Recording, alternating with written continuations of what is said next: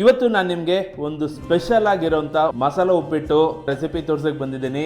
ಈ ಉಪ್ಪಿಟ್ಟು ನೀವು ತಿಂತಾ ಇದ್ರೆ ಪಲಾವ್ ತಿಂತಾ ಇದ್ದೀನಿ ಅನ್ನೋ ತರ ಫೀಲ್ ಬರಬೇಕು.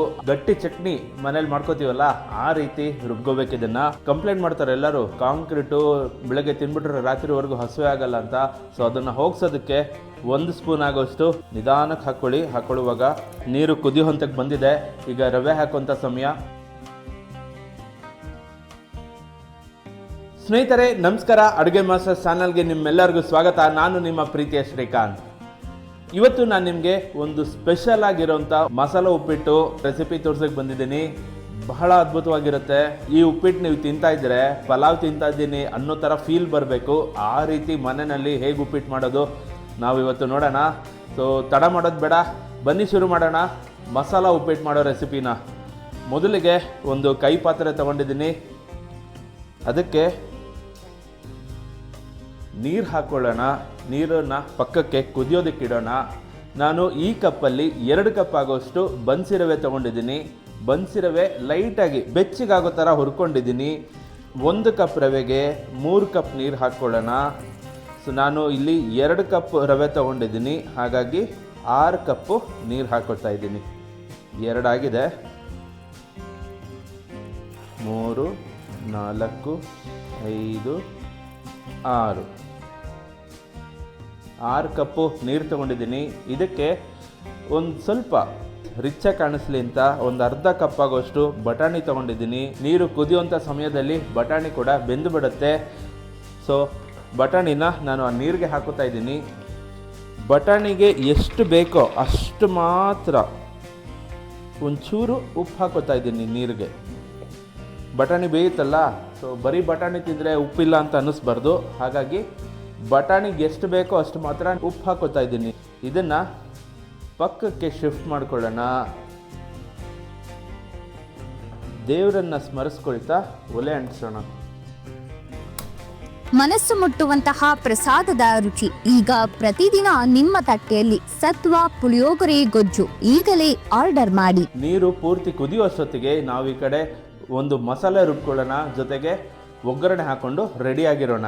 ಒಂದು ಮಿಕ್ಸಿ ಜಾರ್ ತೊಗೊಂಡಿದ್ದೀನಿ. ಆ ಮಿಕ್ಸಿ ಜಾರ್ಗೆ ಅರ್ಧ ಹೋಳು ಕಾಯಿ ತುರಿನ ತುರಿದಿಟ್ಕೊಂಡಿದ್ದೀನಿ. ಅದನ್ನು ಹಾಕೋತಾ ಇದ್ದೀನಿ. 1 ಹಿಡಿ ಆಗೋಷ್ಟು ಕೊತ್ತಂಬರಿ ಸೊಪ್ಪು ಹಾಕ್ಕೊಂಡಿದ್ದೀನಿ. ಒಂದು ಅರ್ಧ ಹಿಡಿ ಆಗೋಷ್ಟು ಪುದೀನ ಸೊಪ್ಪು ಹಾಕ್ಕೊಂಡಿದ್ದೀನಿ. ಒಂದು 2 ಇಂಚ್ ಆಗೋಷ್ಟು ಚಕ್ಕೆ ತೊಗೊಂಡಿದ್ದೀನಿ. ಒಂದು 4 ಲವಂಗ, ಒಂದು 5 ಏಲಕ್ಕಿ. ಅದರ ಜೊತೆಗೆ ಉಪ್ಪಿಟ್ಟು ಚೆನ್ನಾಗಿ ಡೈಜೆಸ್ಟ್ ಆಗಬೇಕು. ತಿಂದಿದ್ದು ಕಂಪ್ಲೇಂಟ್ ಮಾಡ್ತಾರೆ ಎಲ್ಲರೂ, ಕಾಂಕ್ರೀಟು ಬೆಳಗ್ಗೆ ತಿನ್ಬಿಟ್ರೆ ರಾತ್ರಿವರೆಗೂ ಹಸುವೆ ಆಗಲ್ಲ ಅಂತ. ಸೊ ಅದನ್ನು ಹೋಗ್ಸೋದಕ್ಕೆ 1 ಸ್ಪೂನ್ ಆಗೋಷ್ಟು ಮೆಣಸು ಹಾಕೋತಾ ಇದ್ದೀನಿ. ಜೊತೆಗೆ 1 ಸ್ಪೂನ್ ಆಗೋಷ್ಟು ಜೀರಿಗೆ ಹಾಕೋತಾ ಇದ್ದೀನಿ. ಒಂದು 6 ಮೆಣಸಿನ್ಕಾಯಿ ಕೂಡ ಹಾಕ್ಕೊಂಡಿದ್ದೀನಿ. ಒಂದು 2 ಇಂಚ್ ಆಗೋಷ್ಟು ಶುಂಠಿನ ತುಂಡು ಮಾಡಿ ಇಟ್ಕೊಂಡಿದ್ದೀನಿ. ಅದನ್ನು ಕೂಡ ಹಾಕೋತಾ ಇದ್ದೀನಿ. ಇದಕ್ಕೆ ಸ್ವಲ್ಪ ನೀರು ಸೇರಿಸ್ಕೋಬೇಕು, ತುಂಬ ಸೇರಿಸ್ಬಾರ್ದು. ಸ್ವಲ್ಪ ನೀರು ಸೇರಿಸ್ಕೊಂಡಿದೆ. ಆ ಸ್ವಲ್ಪ ನೀರಲ್ಲೇ ಇದನ್ನು ತರಿಯಾಗಿ ಇದನ್ನು ರುಬ್ಕೋಬೇಕು. ಪೂರ್ತಿ ನುಣ್ಣಗೆ ರುಬ್ಕೊಳ್ಳೋದು ಬೇಡ. ಸ್ವಲ್ಪ ತರಿಯಾಗಿದ್ದರೆ ತಿನ್ನೋದಕ್ಕೆ ಒಳ್ಳೆ ಮಜಾ ಇರುತ್ತೆ. ಸ್ನೇಹಿತರೆ ಮಿಕ್ಸಿನಲ್ಲಿ ರುಬ್ಕೊಂಬಂದಿದ್ದೀನಿ. ನೋಡಿ, ಈ ಥರ ಗಟ್ಟಿ ಚಟ್ನಿ ಮನೇಲಿ ಮಾಡ್ಕೋತೀವಲ್ಲ ಆ ರೀತಿ ರುಬ್ಕೋಬೇಕು. ಇದನ್ನು ಪಕ್ಕಕ್ಕೆ ಇಟ್ಕೊಂಡಿರೋಣ. ನೀರು ಪೂರ್ತಿ ಕುದಿಯೋಷ್ಟೊತ್ತಿಗೆ ನಾವು ಈ ಕಡೆ ಒಂದು ಒಗ್ಗರಣೆ ಮಾಡ್ಕೊಂಬಿಡೋಣ. ಒಂದು ಬಾಣಲೆ ತೊಗೊಂಡಿದ್ದೀನಿ. ಒಲೆ ಅಂಟಿಸ್ಕೊಳ್ಳೋಣ. ಬಾಣಲೆ ಸ್ವಲ್ಪ ಕಾಯಲಿ. ಮೊದಲಿಗೆ ಎಣ್ಣೆ ಹಾಕ್ಕೊಳ್ಳೋಣ. ನಾನಿಲ್ಲಿ ಸತ್ವ ಫುಡ್ಸ್ ಆ್ಯಂಡ್ ಬೆವರೇಜಸ್ ಅವರ ಸಾತ್ವಿಕ ಕೋಲ್ಡ್ ಪ್ರೆಸ್ ಗ್ರೌಂಡ್ನಟ್ ಆಯಿಲ್ ಉಪಯೋಗಿಸ್ತಾ ಇದ್ದೀನಿ. ಒಂದು 50 ರಿಂದ 75 ml ಆಗೋಷ್ಟು ಎಣ್ಣೆ ಹಾಕ್ಕೊಳ್ಳೋಣ. ಎಣ್ಣೆ ಜೊತೆಗೆ ಒಂದು 2 ಸ್ಪೂನ್ ಆಗೋಷ್ಟು ತುಪ್ಪನೂ ಹಾಕ್ಕೊಳ್ಳೋಣ. ಒಳ್ಳೆ ಫ್ಲೇವರ್ ಕೊಡುತ್ತೆ ತುಪ್ಪ ಹಾಕ್ಕೊಂಡ್ರೆ. ನಾನಿಲ್ಲಿ ಉಪ್ಪಿಟ್ಟಿಗೆ ಬನ್ಸಿ ರವೆ ತೊಗೊಂಡಿದ್ದೀನಿ. ಸೊ ಹಾಗಾಗಿ ಎಣ್ಣೆ ಸ್ವಲ್ಪ ಮುಂದೆ ಇರಬೇಕು. ನೈಸರ್ಗಿಕ, ರುಚಿಕರ ಹಾಗೂ ಶುದ್ಧ ಆರೋಗ್ಯಕರ ಎಣ್ಣೆಗಾಗಿ ಬಳಸಿ ಸತ್ವ ಕೋಲ್ಡ್ ಪ್ರೆಸ್ ಆಯಿಲ್ಸ್. ಈಗಲೇ ಆರ್ಡರ್ ಮಾಡಿ. ಎಣ್ಣೆ ಕಾದಿದೆ. ಇದಕ್ಕೆ 1 ಸ್ಪೂನ್ ಆಗೋಷ್ಟು ಸಾಸಿವೆ ಹಾಕ್ಕೊಳ್ತಾ ಇದ್ದೀನಿ. ಸಾಸಿವೆ ಸಿಡಿತಾ ಇದೆ. ಇದಕ್ಕೆ 1 ಸ್ಪೂನ್ ಆಗೋಷ್ಟು ಜೀರಿಗೆ ಹಾಕ್ಕೊಂಡಿದ್ದೀನಿ. 2 ಸ್ಪೂನ್ ಆಗೋಷ್ಟು ಕಡಲೆಬೇಳೆ ಹಾಕ್ಕೊಂಡಿದ್ದೀನಿ. 2 ಸ್ಪೂನ್ ಆಗೋಷ್ಟು ಉದ್ದಿನಬೇಳೆ ಹಾಕ್ಕೊಂಡಿದ್ದೀನಿ. ಒಂದು ಸಲ ಇದನ್ನು ಕೂಡಿಸ್ಕೊಂಬಿಡೋಣ. ಈಗ ಇದಕ್ಕೆ ಒಂದು ಸ್ವಲ್ಪ ಕರ್ಬೇವಿನ ಸೊಪ್ಪು ಹಾಕ್ಕೊಳ್ಳೋಣ. ಒಂದು 2ರಿಂದ 3 ಒಗ್ಗರಣೆ ಮೆಣಸಿನ್ಕಾಯಿ ಹಾಕ್ಕೊಂಡಿದ್ದೀನಿ. ಫ್ಲೇವರ್ ಚೆನ್ನಾಗಿ ಬರಲಿ ಅಂತ ಹಿಂಗೆ ಹಾಕ್ಕೊಂಡಿದ್ದೀನಿ.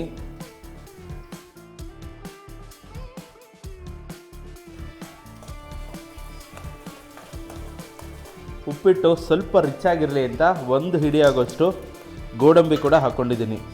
ಗೋಡಂಬಿ ಎಲ್ಲ ಆಪ್ಷನಲ್ಲು, ಬೇಕಾದರೆ ಹಾಕ್ಕೋಬೋದು, ಇಲ್ಲಾಂದರೆ ಸ್ಕಿಪ್ ಮಾಡ್ಬೋದು.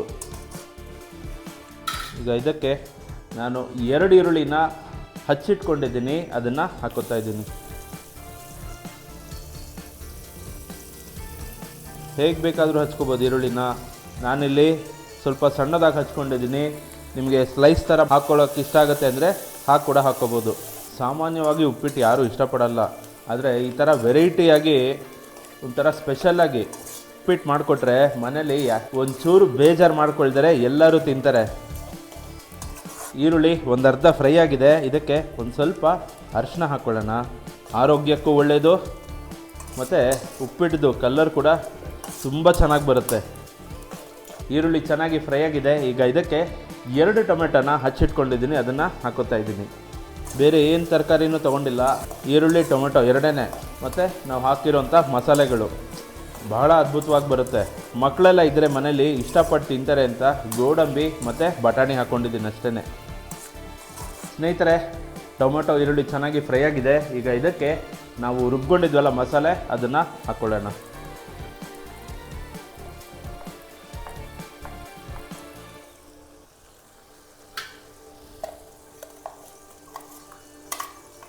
ಮಿಕ್ಸಿಗೆ ಸ್ವಲ್ಪ ನೀರು ಸೇರಿಸಿ ಅಲ್ಲಾಡಿಸಿ ಆ ನೀರನ್ನ ಇದಕ್ಕೆ ಹಾಕೋತಾ ಇದ್ದೀನಿ. ಮಿಕ್ಸ್ ಮಾಡಿಕೊಂಡು ಚೆನ್ನಾಗಿ ಬಾಡಿಸ್ಕೊಳ್ಳೋಣ. ನಾವು ಹಾಕಿರೋ ಪ್ರತಿಯೊಂದು ಪದಾರ್ಥನೂ ಹಸಿದೆ. ಇದರಲ್ಲಿ ಕಾಯಿ ಆಗಿರ್ಬೋದು, ಕೊತ್ತಂಬರಿ ಸೊಪ್ಪು, ಪುದೀನ, ಮೆಣಸಿನ್ಕಾಯಿ, ಶುಂಠಿ ಎಲ್ಲನೂ ಹಸಿದು ಹಾಕಿರೋದು. ಆ ಹಸಿ ವಾಸನೆ ಹೋಗೋವರೆಗೂ ಇದನ್ನು ಫ್ರೈ ಮಾಡ್ಕೊಂಬಿಡೋಣ. ಜಾಸ್ತಿ ಏನು ತೊಗೊಳ್ಳಲ್ಲ, ಒಂದು 2 ನಿಮಿಷದಲ್ಲಿ ಎಲ್ಲ ಫ್ರೈ ಆಗೋಗುತ್ತೆ. ಸ್ನೇಹಿತರೆ, ಚೆನ್ನಾಗಿ ಫ್ರೈ ಆಗಿದೆ. ಈಗ ಇದಕ್ಕೆ ನಾವು ಪಕ್ಕದಲ್ಲಿ ಇಟ್ಕೊಂಡಿದ್ವಲ್ಲ ನೀರು, ಆಲ್ಮೋಸ್ಟ್ ಕುದಿಯೋ ಹಂತಕ್ಕೆ ಬಂದ್ಬಿಟ್ಟಿದೆ ಆಗಲೇ. ಅದರ ಒಲೆ ಆಫ್ ಮಾಡಿ ಆ ನೀರನ್ನ ಇಲ್ಲಿ ಹಾಕ್ಕೊಳ್ಳೋಣ. ನಿಧಾನಕ್ಕೆ ಹಾಕ್ಕೊಳ್ಳುವಾಗ ಎಗರುತ್ತೆ, ಜೋರಾಗಿ ಹಾಕ್ಬಿಟ್ರೆ. ಪ್ರತಿಯೊಂದು ತುತ್ತಿನಲ್ಲೂ ನಿಜವಾದ ರುಚಿಯ ಮಜಾ ಸತ್ವ ಮಸಾಲ ಪುಡಿಗಳಿಂದ ಈಗಲೇ ಆರ್ಡರ್ ಮಾಡಿ. ಈ ನೀರಿಗೆ ಒಂದು 2 ಸ್ಪೂನ್ ಆಗೋಷ್ಟು ಕಾಯಿ ತುರಿ ಹಾಕ್ಕೋತಾ ಇದ್ದೀನಿ. ಕಾಯಿ ತುರಿ ಯಾವಾಗಲೇ ನಾವು ರುಬ್ಬೋದಕ್ಕೆ ಹಾಕ್ಕೊಂಡಿದ್ವಿ. ಇದು ಬಾಯಿಗೆ ಸಿಕ್ಕಿದ್ರೆ ಚೆನ್ನಾಗಿರುತ್ತೆ ಅಂತ ಒಂದು 2 ಸ್ಪೂನಷ್ಟು ಹಾಕ್ಕೊಂಡಿದ್ದೀನಿ. ರುಚಿಗೆ ತಕ್ಕಷ್ಟು ಉಪ್ಪು ಕೂಡ ಇಲ್ಲೇ ಹಾಕೋತಾ ಇದ್ದೀನಿ. ಇದು ಕಂಪ್ಲೀಟ್ಲಿ ಆಪ್ಷನಲ್ಲು. 1 ಸ್ಪೂನ್ ಸಕ್ಕರೆ ನಾನು ಹಾಕ್ತಾಯಿದ್ದೀನಿ. ನಿಮಗೆ ಬೇಕು ಅನಿಸಿದ್ರೆ ಹಾಕ್ಕೊಳ್ಳಿ, ಇಲ್ಲಾಂದರೆ ಖಂಡಿತ ಸ್ಕಿಪ್ ಮಾಡ್ಬೋದು. ಸ್ನೇಹಿತರೆ, ನೀರು ಕುದಿಯೋ ಹಂತಕ್ಕೆ ಬಂದಿದೆ. ಈಗ ರವೆ ಹಾಕೋಂಥ ಸಮಯ. ನಾನಿಲ್ಲಿ 2 ಕಪ್ ಬನ್ಸಿ ರವೆನ ಒಂದು 2 ನಿಮಿಷ ಬೆಚ್ಚಗಾಗೋವರೆಗೂ ಅದನ್ನು ಹುರ್ಕೊಂಡಿದ್ದೀನಿ. ಹುರ್ಕೊಳ್ಳೋದು ಖಂಡಿತ ಆಪ್ಷನಲ್ಲು. ಬನ್ಸಿ ರವೆ ಹುರ್ಕೊಂಡ್ರೆ ಚೆನ್ನಾಗಿರುತ್ತೆ ಅಂತ ಒಂದು ಸ್ವಲ್ಪ ಬೆಚ್ಚಗಾಗೋವರೆಗೂ ಇದನ್ನು ಹುರ್ಕೊಂಡಿದ್ದೀನಿ. ಈಗ ರವೆನ ಹಾಕ್ಕೊಂಬಿಡೋಣ.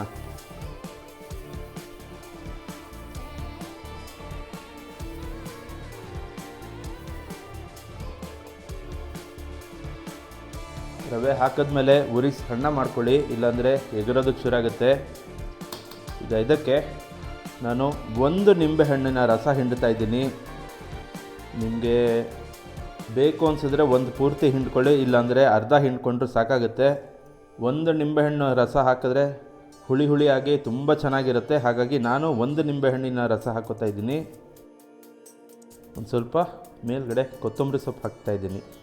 ಇದನ್ನು ಒಂದು ಸಲ ಚೆನ್ನಾಗಿ ಮಿಕ್ಸ್ ಮಾಡ್ಕೊಳ್ಳೋಣ.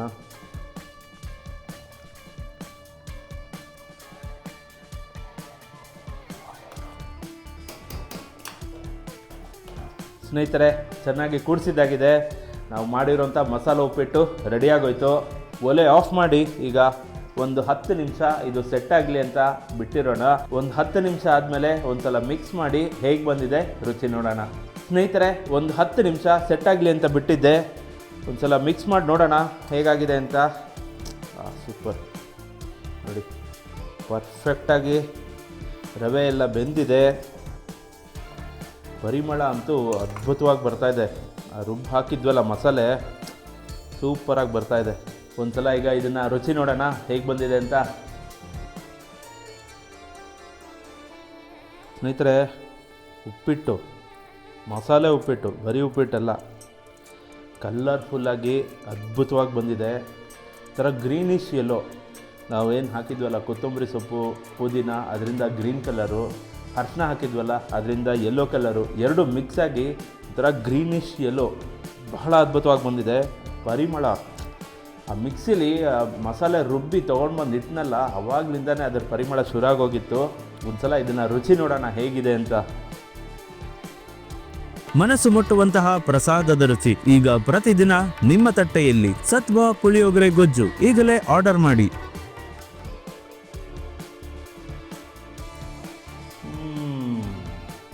ನಾನು ಮಾಡಿರೋ ಅಡುಗೆ ನಾನೇ ಹೊಗಳ್ಕೋಬೇಕು ಅಂತ ಖಂಡಿತ ಹೇಳ್ತಾ ಇಲ್ಲ, ಅಷ್ಟು ಅದ್ಭುತವಾಗಿ ಬಂದಿದೆ.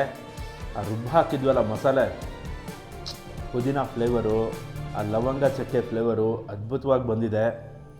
ಮೆಣಸು ಮತ್ತು ಮೆಣಸಿನ್ಕಾಯಿ ಖಾರ ತಿಂದ ಮೇಲೆ ನಾಲ್ಗೇನ ಹೊಡೆದೆಬ್ಸುತ್ತೆ ಖಾರ, ಅಷ್ಟು ಅದ್ಭುತವಾಗಿ ಬಂದಿದೆ. ಸಕ್ಕತ್ತಾಗಿದೆ ಮಾತ್ರ. ಮನೆಯಲ್ಲಿ ಇದನ್ನು ಒಂದ್ಸಲ ಟ್ರೈ ಮಾಡಿ. ಉಪ್ಪಿಟ್ಟು ತಿಂದೇ ಇರೋರು ಕೂಡ ಹಾಕಿಸ್ಕೊಂಡು ತಿಂತಾರೆ, ಅಷ್ಟು ಅದ್ಭುತವಾಗಿ ಬಂದಿದೆ ಉಪ್ಪಿಟ್ಟು. ಸೊ ಇದಾಗಿತ್ತು ಇವತ್ತಿನ video, masala uppittu. I hope ಈ ವಿಡಿಯೋ ನಿಮಗೆ ಇಷ್ಟ ಆಗಿದೆ ಅಂತ ಅನ್ಕೋತೀನಿ. ಇಷ್ಟ ಆಗಿದರೆ ಲೈಕ್ ಮಾಡಿ, ಫ್ರೆಂಡ್ಸ್ ಆ್ಯಂಡ್ ಫ್ಯಾಮಿಲಿ ಜೊತೆ ಶೇರ್ ಮಾಡಿ, ಮನೆಯವರೆಲ್ಲ ಸೇರಿ ಒಂದ್ಸಲ ಈ ಮಸಾಲ ಉಪ್ಪಿಟ್ಟನ್ನ ಟ್ರೈ ಮಾಡಿ ಹೇಗೆ ಬಂತು ಅಂತ ನನಗೆ ಕಮೆಂಟಲ್ಲಿ ತಿಳಿಸಿ ಅಂತ ಹೇಳ್ತಾ, ಮುಂದಿನ ವಿಡಿಯೋದಲ್ಲಿ ಇನ್ನೊಂದು ಹೊಸ ರೆಸಿಪಿ ಜೊತೆ ನಿಮ್ಮ ಮುಂದೆ ಬರ್ತೀನಿ. ಅಲ್ಲಿವರೆಗೂ ನಮಸ್ಕಾರ.